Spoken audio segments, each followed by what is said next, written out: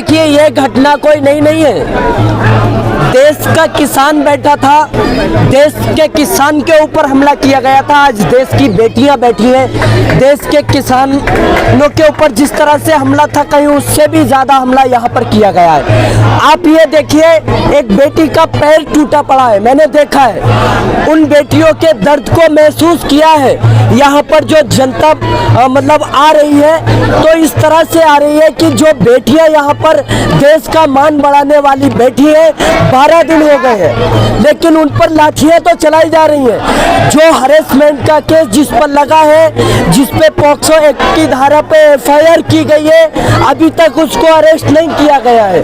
POCSO act का मतलब क्या होता है कि पहले गिरफ्तारी होनी चाहिए, बाद में जांच होती रहेगी। लेकिन क्या ऐसा इसलिए नहीं हो रहा कि वो मोदी जी का प्यारा है? क्या ऐसे नहीं हो रहा कि वो बीजेपी का सांसद है? क्या ऐसे क्यों नहीं है प्यारा?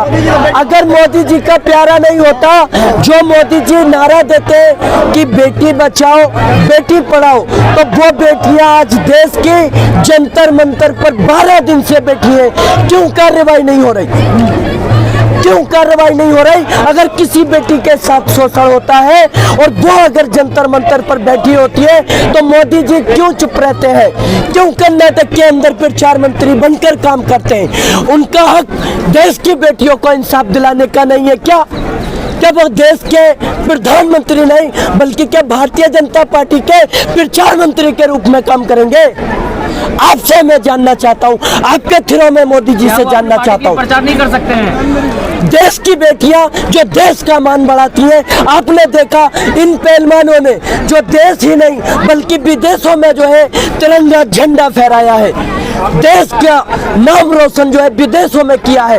वहां से जो है अगर पदक जीत के लाए हैं, अगर सोना जीत के लाए हैं, वो देश के लिए लाए हैं। और वही बेटियां आज अगर अपने इंसाफ के लिए अपने ही देश में लाचार है, तो इस प्रधानमंत्री, ऐसे प्रधानमंत्री को मैं कहता हूं कि शर्म से डूब के मर जाना चाहिए। ऐसे प्रधानमंत्री का क्या काम है देश के अंदर, जो बेटियों का नारा देकर और बेटियों की इज्जत लूटने वाली की हिफाजत करता हूँ? मैं जानना चाहता हूँ इन बेटियों को इंसाफ कब मिलेगा? कल जो रात की घटना हुई उस पर क्या बोलेंगे?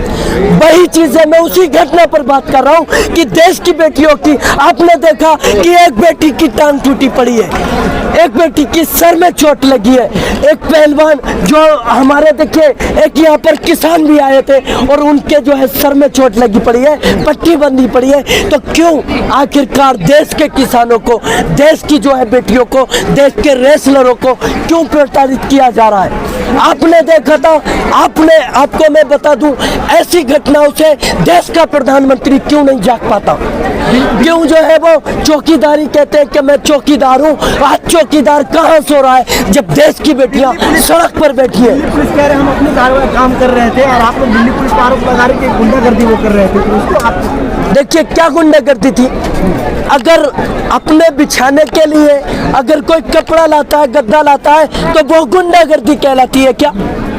गुंडागर्दी ना कि दिल्ली पुलिस गुंडागर्दी करी है, मतलब तो गुंडागर्दी नहीं है वो। आपने जो सर फोड़े हैं, जो टांग तोड़ी है, वो गुंडागर्दी नहीं है। आपने एक बेटी के अगर चेस्ट पे धक्का मारा है, हाथ मारा है, कौन सा जवान पुलिस, मतलब ये है कि महिला पुलिस क्यों नहीं थी यहाँ पर? आप अगर महिला पुलिस नहीं है तो आप कैसे किसी बेटी को ढकेल सकते हैं?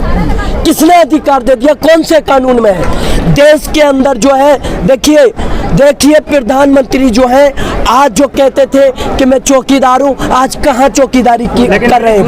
कि कर्नाटक में चौकीदारी कर रहे हैं। जी कह रहे हैं कि हमारे लोग हैं 90% हरियाणा के लोग जो है ना मेरे साथ है, एक ही परिवार, एक ही अखाड़ा। एक परिवार नहीं है, एक अखाड़ा नहीं है। जो अगर सम्मान देखिए पूरे देश का किया उन्होंने, अगर मेडल जीता है तो, अगर कुश्ती जीतकर विदेश में अगर नाम रोशन किया है तो पूरे भारत का किया है, अपने परिवार का नहीं। वो देश की बेटी है और देश की बेटी के लिए देखिए जिस तरह से किसानों को खालिस्तानी बताया जा रहा था, आतंकवादी बताया जा रहा था, आंदोलन जीवी बताया जा रहा था, इस आंदोलन को भी एक परिवार तक सीमित करना करना चाहते, लेकिन ऐसा नहीं है। देश की बेटी है, देश का आंदोलन है, और देश के लोगों से मैं कहना चाहता हूँ, जो भी लोग आज घरों में सो रहे हैं, देश की बेटी है ये, अगर इनके समर्थन में नहीं आओगे तो मैं कहना चाहता हूँ, एक शेर के माध्यम से आगाह करना चाहता हूँ कि जलते घर को देखने वालों, फूस का छप्पर आपका है। जलते घर को देखने वालों, फूस का छप्पर आपका है, आपके पीछे तेज हवा है, आगे मुकद्दर आपका है।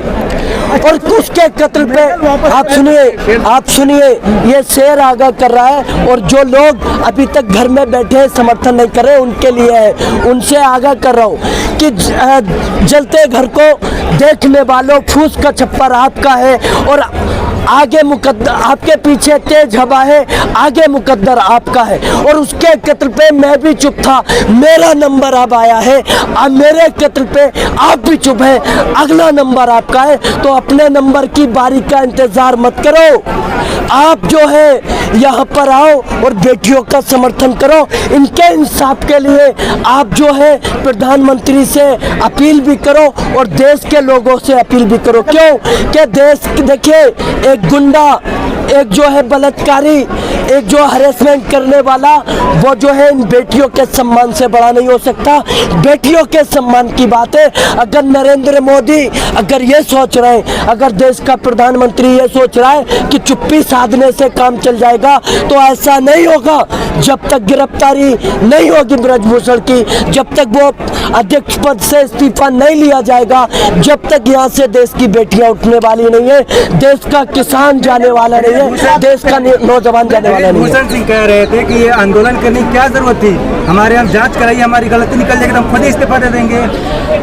जब एफआईआर हो गई पोक्सो एक्ट में, उस पर एफआईआर होने के बाद एक भी नहीं, दो एफआईआर हो गई, अभी तक उसको अरेस्ट नहीं किया गया, तो आंदोलन कैसे नहीं करे।